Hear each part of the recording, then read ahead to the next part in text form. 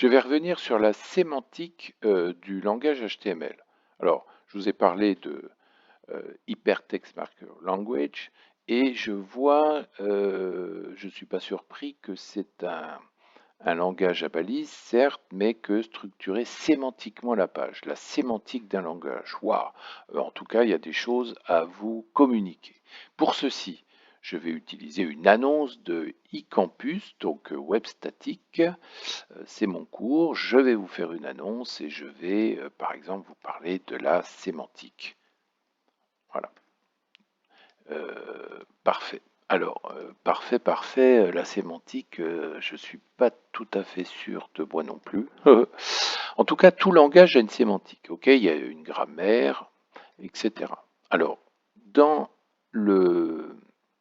la référence développer mozilla.org, je cherche sémantique et là 309 références avec strict mode. Ouh là là, je ne vais pas vous trouver une info intéressante. Alors je sais que HTML, il y a des balises, par exemple, j'ai appris quelque part par mes potes au lycée H1, il y a une balise, super, donc là, waouh, génial. Il y a un cours sur les balises, H1. Oh, la sémantique, tiens, ça c'est génial. Donc, je ne vais pas pomper, évidemment, on n'a pas le droit, vous savez, mais je vais juste citer cette référence pour que vous la travailliez. Voilà. Et je vais, par exemple, copier ça, tout simplement, c'est du texte. Voilà, copier. Et je vais commencer. Alors, ça c'est un éditeur, comme Word. En gros, on voit qu'il y a des petits onglets qui vous permettent de mettre du style. Donc là, on mélange tout hein, dans cet éditeur. Il y a à la fois mettre de la sémantique, on va voir comment, et du style. Alors, moi, je fais du HTML. Permettez-moi d'aller directement dans un éditeur qui n'en est pas un, mais en fait, là, ici, je vais taper du HTML. OK? Alors, je vais taper ce texte-là. Et tiens, il y a déjà un peu des choses qui ont disparu, bizarre, en copiant, collant. Par exemple, l'élément H1, et là, je vais faire un retour chariot comme ça. Et pour un peu représenter les choses. Voilà, génial. Et je vais mettre évidemment un lien sur le cours que vous allez lire pour comprendre ce qu'est la sémantique. Parfait, donc je quitte l'éditeur HTML et je... Attendez, je ne vais pas refaire ma vidéo là. Qu'est-ce qui s'est passé? Je retourne ici. Bah, mais j'avais pas fait un retour. Qui c'est qui m'a rajouté H2 là? H1, pardon. Mais j'avais pas tapé ça. Oula. Ah, il y a des choses qui m'échappent complètement. Et d'ailleurs, vous savez quoi? Entre nous, je me demande si c'est pas la sémantique qui m'échappe complètement. Le sens donné aux choses. Je ne suis pas dans un éditeur normal, là, je suis dans un éditeur HTML. Je vais vous rappeler quelque chose. Lorsque vous êtes dans Word et que vous tapez des phrases, ce sont des phrases avec des mots. Point.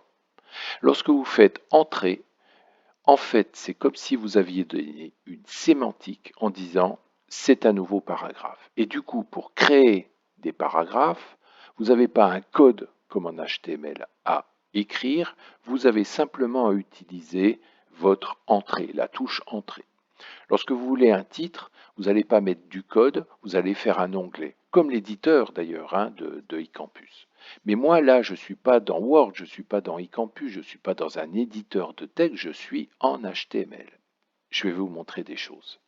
Autrement dit, par l'exemple, je vais vous montrer ce qu'est la sémantique, sinon ce n'est pas si clair que ça. Par exemple, l'élément H1, ok? Et H1, je vais présenter les choses comme ça, là, parce que ça, c'est important. L'élément H1, comme si c'était bien au milieu de ma page. Voilà, là, je vais comme ça vous expliquer les choses proprement. Ah, c'est pas vrai. Oh, puis ça me le remet, mais qu'est-ce qui se passe? Eh bien, en fait, je perds mes sens, mais un sens qu'il va falloir que je trouve, c'est le bon sens.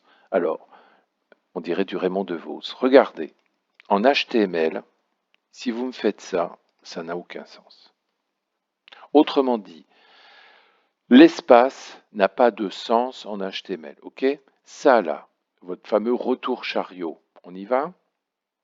aucun sens.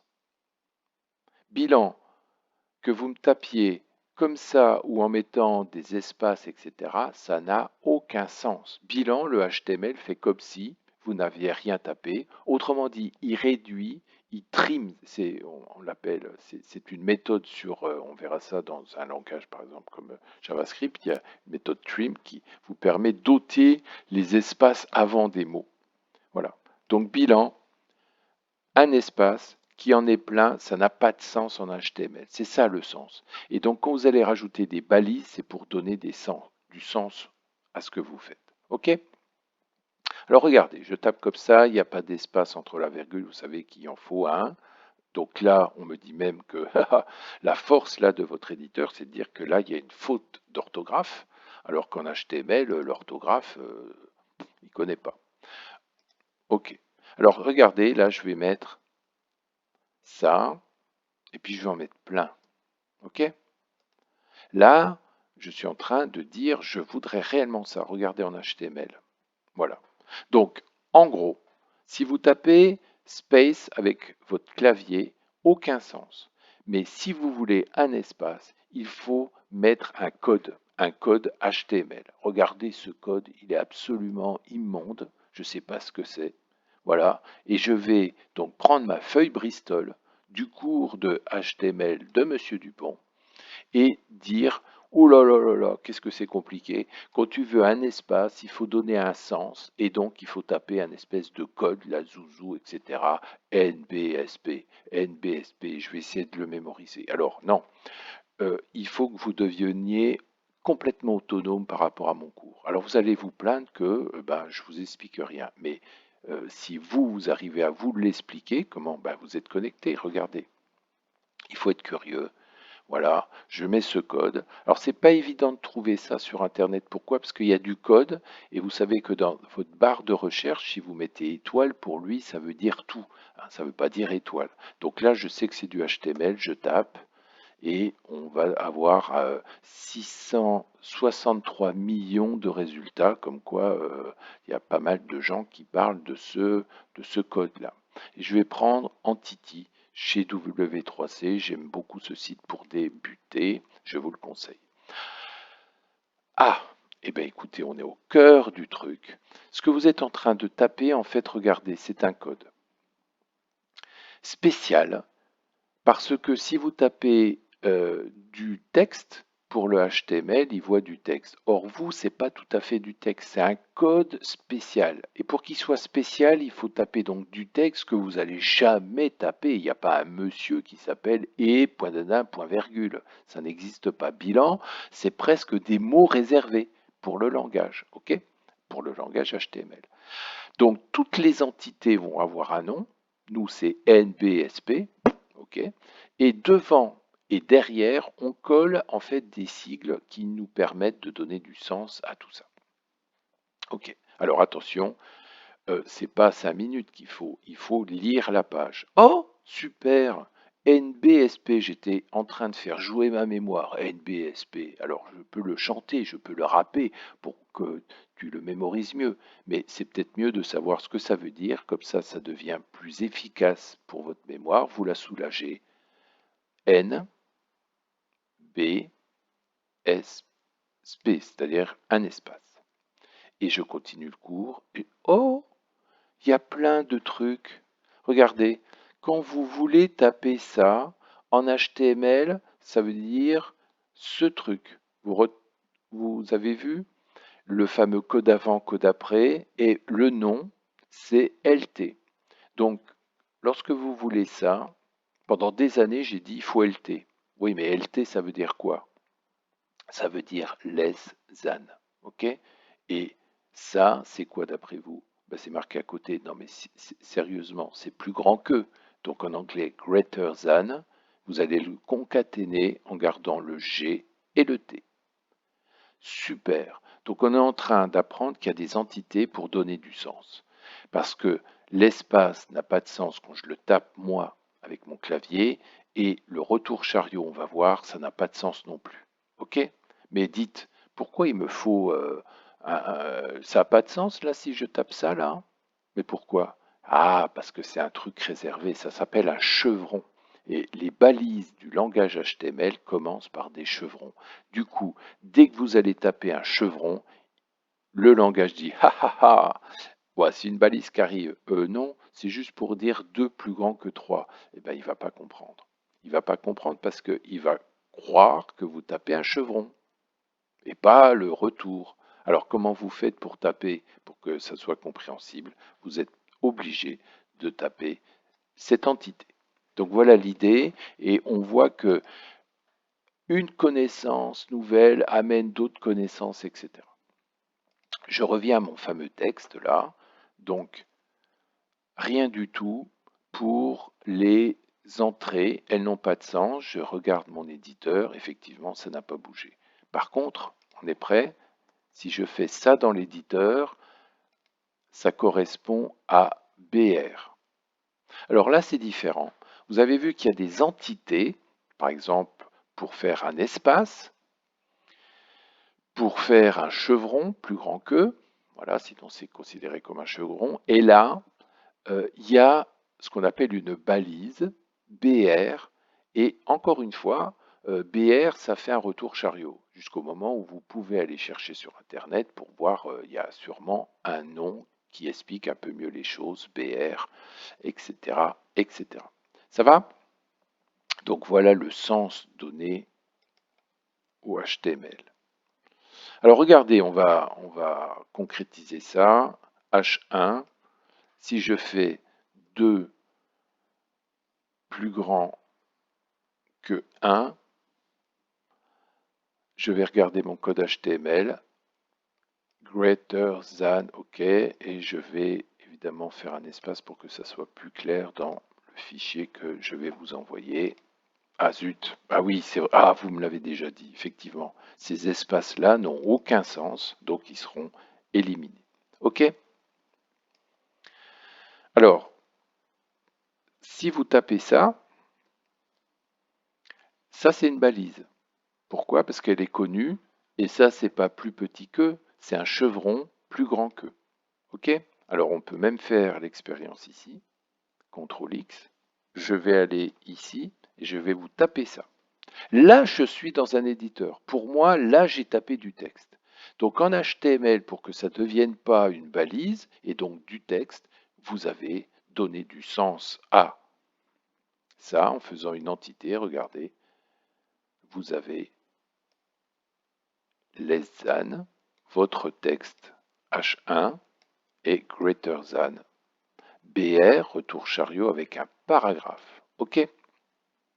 Alors, paragraphe, c'est quoi? Ça vous permet, comme dans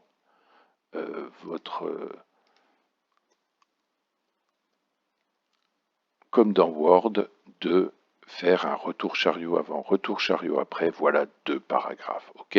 Alors, vous avez vu, hein, c'est vite illisible là avec tous ces codes. Bon, bref, je vais en fait aligner les choses, ça sera plus lisible pour vous. Voilà, H1, et je vais taper et la balise H2. OK, le résultat donc en ligne, super, génie. Oh, c'est pas vrai. Il y a encore un truc que j'ai pas compris. Donc, qu'est-ce que j'ai pas compris encore? J'ôte le texte, c'est plus clair. Lorsque vous tapez ça, OK? Ou ça. Commençons par ça, c'est le plus simple. Qu'est-ce que je viens de faire? Mettre des retours chariots. En HTML, retour chariot, ça n'a aucun sens. Vérification, effectivement, ici, il n'y en a pas beaucoup. Si je reviens là, et que je viens là, là c'est autre chose. Pourquoi je pense que ça va être collé? Non, la sémantique d'un paragraphe est que visuellement, vous allez... Alors, le visuel, on verra ce que c'est. Il y a un retour chariot avant et un retour chariot après. Bilan, vous avez beau me les coller, regardez, je vais en mettre 4, pensant que ça va être aligné. La sémantique dit du paragraphe, retour chariot avant, retour chariot après. On pourra le modifier, et c'est très fréquent, en changeant le style, le CSS, le comportement du paragraphe. Mais sinon, de base, un paragraphe, quand vous le tapez, c'est un retour chariot avant, un retour chariot après. Bilan, regardez, c'est aligné dans mon code HTML, ça ne l'est pas dans le résultat. Voilà la sémantique. Alors ce que je vais vous proposer, c'est de découvrir par vous-même des balises de base. Alors comment faire? Ben, vous avez un éditeur et vous dites tiens, je vais m'amuser avec l'éditeur. Alors l'éditeur confond un peu tous les styles de balises parce que vous savez qu'il y a des styles de groupe, il y a des balises pardon, de groupement et il y aura des balises sur le texte et des balises, en tout cas différentes, qui vous donneront une sémantique différente. On essaiera de comprendre ces fameux groupements. Voilà, par exemple, si vous avez la balise article, c'est pour grouper des choses dans un article. Et si vous avez la balise B de bold ou I de italique, c'est plus sur du texte. Voilà. Alors regardez, je vous propose de faire une liste. La liste des cours, HTML, quand j'ai un éditeur, je ne m'embête pas, CSS, et je sais que c'est le trio infernal. Vous sélectionnez, et l'éditeur est absolument génial, puisqu'il vient vous faire une liste. Bilan. Comment je fais une liste en HTML? En fait, est-ce que vous comprenez? Je suis parti d'un éditeur, je vais regarder le code HTML. Bilan, ce ne sera pas comme ça qu'il faudra faire après. C'est taper le HTML parce que je sais ce que ça donne à l'éditeur. Et là, pour que ça soit un peu plus convivial, disons, je passe par un éditeur. Pour ceux qui connaissent, vous pouvez le taper directement. Alors, je vais quand même vous montrer des choses. C'est que on a donc, on peut. Je vais vous ôter ça directement. Voilà, c'était dans une liste. Je vous montre, il ne se passe rien du tout. Voilà. J'ai donc ma liste. Et donc, je vais apprendre que UL, c'est pour me faire une liste. Et les éléments de la liste, c'est des LI. Super. Bien sûr, c'est pas comme ça qu'on va tout à fait travailler. Il faut aller un peu plus loin dans votre connaissance. Donc, ça sera le travail à la maison. UL, HTML, vous allez tomber sur combien? Oh, 600 millions de références. Très rapidement, W3C School, qui est pour moi un site pour les grands débutants, super. Et puis après, W3C, ça c'est le final. Et en intermédiaire, vous avez la doc de Mozilla qui est très intéressante. Alors, je crois que des étudiants vont, parce que quand ils sont perdus, voir Pierre Guiraud, qui a fait un cours bien écrit, etc. Moi, je suis là plus pour animer les choses avec vous. Et vous pouvez faire aussi, donc, ce que je vous conseille, moi, c'est W3C School. Alors, c'est pas l'école du W3C, hein, c'est quelqu'un de très malin que j'ai connu à peu près il y a plus de 25 ans, qui a eu la bonne idée d'appeler son site W3C School, faisant penser aux gens que le W3C qui a la norme avait créé une école pour apprendre. Le site est critiqué, franchement, il est très bien. Alors, regardez. Vous tapez là. Ce que j'aime beaucoup, c'est ça, c'est ce qu'on vient de voir en fait. Donc là, on apprend réellement. Voilà le code HTML pour faire une liste. Ce qui est génial, c'est que tout de suite un exemple. Vous êtes ici, paf, vous pouvez supprimer des choses et rajouter évidemment, euh, copier et puis pour ajouter un élément, hein, là je vais être redondant, voilà, mais vous faites run. N'oubliez pas de faire run parce que des fois, ça, vous auriez sinon des confusions. Ok. Alors, dernière chose que je veux vous montrer. Tiens, je vais en fait les breuvages. Je ne sais pas comment ça s'écrit, peu importe, c'est super. Et je vais voir. Oh, super. Il faudrait mettre un peu d'orthographe, etc. Voilà. Alors, je vais juste passer à un autre éditeur pour vous montrer un autre truc qui est le fameux éditeur en ligne CodePen. Voilà, je crée un pen et je vais demander du HTML directement et vous savez que CodePen, vous pouvez taper directement votre code sans le body, mais là je vais lui demander de me mettre le code complet. Donc je tape point d'exclamation, tabulation et il me donne la structure. On verra la structure d'un fichier HTML de base et je colle mon code. super. Et on va voir le résultat. Super, c'est exactement celui que j'obtiens. Ce warning est là juste pour m'indiquer que Dupont n'est pas obligé de tout me taper. Donc ça marche, super, c'est exactement ce que je veux. Ah, ah. Je crois qu'on n'a pas tout lu de ça là. Il faut un peu lire les choses. Sinon, on va se faire attraper par la police. Alors, ce que je vais vous parler là, c'est plus la sémantique, c'est, bah si justement. Il y a la sémantique, le sens, et puis l'utilisation des balises, c'est-à-dire que les balises ont un sens, et du coup, on ne va pas pouvoir faire non plus ce qu'on veut avec. Le W3C propose ici un lien pour vérifier que votre syntaxe est bonne. OK. Vous pouvez envoyer une adresse, la FNAC, aller chercher un fichier. Moi, je suis passé par l'intermédiaire de l'éditeur pour avoir un code complet. Voilà, et je vais mettre mon code complet qui marche puisque ça s'affiche. Et je vais checker. Et là, bonne nouvelle. Oh, tiens, ça s'affiche, mais il y a une erreur. Alors ça, il va vite falloir comprendre les choses. HTML, votre navigateur prend une décision. Il n'y a jamais de plantage. Vous pouvez taper un peu n'importe quoi, il va essayer d'arranger les choses. Bilan, c'est génial, sauf évidemment si c'était une transaction bancaire ou les résultats, vous m'excusez, des résultats médicaux où bon, c'est pas très bien formaté, c'est pas grave, on va arranger les choses. Oui, mais dans quel sens? Vous voyez, donc en XML, typiquement, il y a des langages qui ressemblent à HTML, mais qui sont avec une grammaire stricte. Si vous écrivez n'importe quoi, ça ne marche pas. Et évidemment, en HTML, on vous permet d'écrire un peu n'importe comment. Alors, qu'est-ce qu'il me dit? Ben, il me dit le cours. Il me rappelle que j'ai peut-être lu un peu trop vite mon cours. C'est que UL, c'est pour faire une liste. Alors, je ne sais toujours pas pourquoi on utilise le UL. Ben, vous verrez que dans le cours, c'est marqué. C'est pour dire U de une order, c'est-à-dire qu'il n'y a pas de numéro. Et que OL vous permet de dire 1, 2, 3, 4, 5. Oh, super. Et au fait, on y est. LI, pourquoi LI? Ben, L de liste et I de idiot, il t'aime beaucoup. Voilà.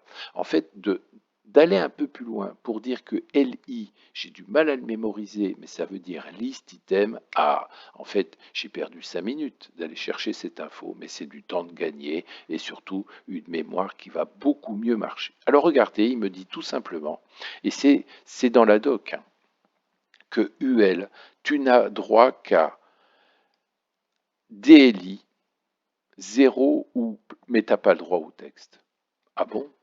J'ai pas droit au texte là?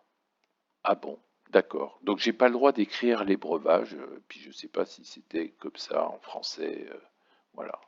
Donc je vais le faire disparaître, je vais checker, ok, et ah génial, là c'est bon, oh là là, je deviens un pro, grammaire impeccable, ok? Alors ce que je vous propose, c'est euh, d'apprendre par l'exemple. Ok, vous allez dans votre éditeur, vous mettez un peu des choses, un tableau pour voir ce que ça donne, des listes c'est fait, des paragraphes, voilà. Et on aura comme ça, oh, une image. Vous avez déjà vu un site sans image, qu'est-ce que ça serait ennuyeux? Apprenez évidemment la syntaxe, hein, et la sémantique derrière une image avec sa source pour aller chercher l'image évidemment à travers le web. Dites voir, bah, j'ai pas mal compris. Derrière, je suis en train de vous parler énormément de choses, comment on travaille, la syntaxe, etc. Tiens, j'ai une autre idée, puisque HTML, je voudrais bien parler aussi du contenu. Alors, je ne comprends pas. Bah, HTML, tu as des cours et des TD.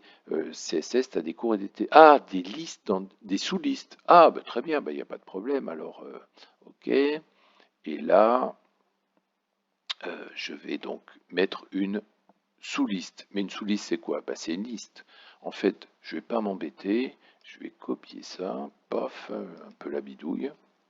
Là, je viens là. Paf. UL, très bien. Je vais faire le cours de HTML et je vais faire le TD de HTML. Voilà. et les TP de HTML. Là, je suis en train de créer une sous-liste. Bon, c'est pas si clair que ça. Je vais voir le résultat. Oh, génial! J'ai mon HTML avec cours, etc. Ma sous-liste. Ben, c'est pas mal ça. Alors là, l'éditeur, c'est un éditeur basique. Ah, il m'a remis un petit peu les choses là. Vous avez vu? Il est quand même sympa là quand je fais ça et ça. Il essaye de m'aider. Hein. Attendez, je vais juste vérifier. Je vais là. Ah, il me les met propres. Hein.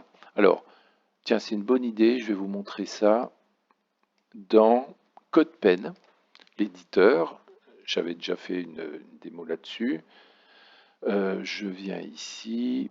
Paf, je remets ce code. Il est un peu écrit dans tous les sens. Voilà. Et vous venez là, sur ce bouton, et format HTML. Voilà. Et vous avez le résultat et surtout, il vous l'a bien écrit. Ok, génial. Bon, je ne vais pas faire ça systématiquement, mais je vais aller vérifier le check. Ah, génial.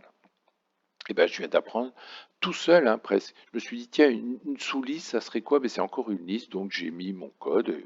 J'ai un résultat génial, je check et je... Ah, non. Oh, c'est pas vrai, il y a une erreur. Alors, ça marche, je vous ai dit, le navigateur prend une décision, et là, oh là là, en fait, j'ai pas eu le temps d'assimiler. C'est que quand je vais travailler, il y a un temps d'assimilation. Et Monsieur Dupont m'a dit, un UL, t'as pas le droit de taper du texte, t'as forcément un ELI. Ok, ok, j'ai compris. Et quand je vous demande de faire une sous-liste, eh ben vous retombez dans le piège. Le piège, il est où? J'ai pas vu.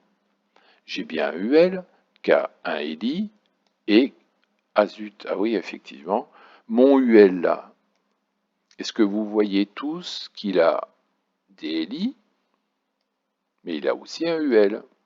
Or, d'après la norme, tout à l'heure on avait vu qu'il ne fallait pas de texte. Mais il ne faut pas de UL non plus, il ne faut pas de paragraphe, il ne faut pas de H1, il faut que des LI. Oui, mais alors comment je fais? Eh bien, il ne faut qu'à ce niveau-là que des LI enfants de la boîte qui s'appelle UL. Je suis en train de vous parler d'enfants et de pères, vous comprendrez un peu plus tard, c'est une espèce de hiérarchie. Je vous avais parlé de maison, vous vous rappelez une maison qui aurait des étages, les étages auraient des pièces, hein, c'est des conteneurs. Bilan, un UL ne peut avoir que des lits. Ah oui, mais comment je fais? Eh bien regardez, ça, c'est mal placé, et ça vient là. Je reviens dans l'éditeur, je vais coller ce code, regardez, je vais lui demander de mieux formater. Je peux plier ça, je vois bien que ce UL n'a maintenant que des LI. Et ce LI là est particulier, il faut que je fasse une sous-liste, ok, je vais l'ouvrir. La sous-liste c'est quoi? C'est un UL. Et ce UL c'est quoi? C'est des LI. Donc c'est cohérent et vous voyez le texte là. Là j'ai mis du texte, mais pas un UL, un LI. Et bilan j'ai ça. Je peux sauver. J'aurais pas dû, ça va me prendre un peu de place sur mon bien sûr, CodePen, vous avez créé un compte, donc ça y est, c'est mémorisé. Et surtout, je vais aller vérifier là, et je check. Et là, il me dit génial. Alors pourquoi je vais râler? Ben, lorsque je vous dis une liste CUL, ça ne dure pas 5 minutes. C'est un long apprentissage. Hein. Voilà. Et regardez, oh, j'avais pas vu, il y a plein d'exemples. Super. C'est quoi ces exemples? Ah, je peux changer les petits points, ça c'est rigolo. Bon, bref, c'est des détails. Et, ah, je peux m'en prendre qu'à moi. Voilà. Il y avait même un exemple qui vous montrait que, regardez, j'ai créé une, alors je peux aller là, j'ai créé une sous-liste avec, évidemment, la sous-liste dans le ELI et surtout pas ça. Parce que là, ça, alors, regardez, hop, c'est le même résultat. Oui, c'est le même résultat parce que je vous l'ai déjà dit, votre navigateur fait un effort. Et il faudrait que votre navigateur vous dise non, non, non. OK? Alors, on en était ici à découvrir par nous-mêmes le sens. Donc, Comprenez bien que vous allez taper des balises pour donner du sens et que tout ce que vous faites dans l'éditeur sans mettre de balises n'aura aucun sens. Par exemple, les retours chariots, par exemple, les espaces, et surtout lorsque vous allez taper des plus grands que ou des chevrons, bien sûr, vous avez vu que ça, il faudra évidemment l'interpréter, sinon dans votre liste, vous auriez ici commencé à écrire une balise et il vous aurait dit ça va pas. Voilà pour le sens dans le langage HTML, la sémantique, et nous allons continuer à voir des balises qui ont un sens de regrouper de l'information, c'est-à-dire la notion de conteneur.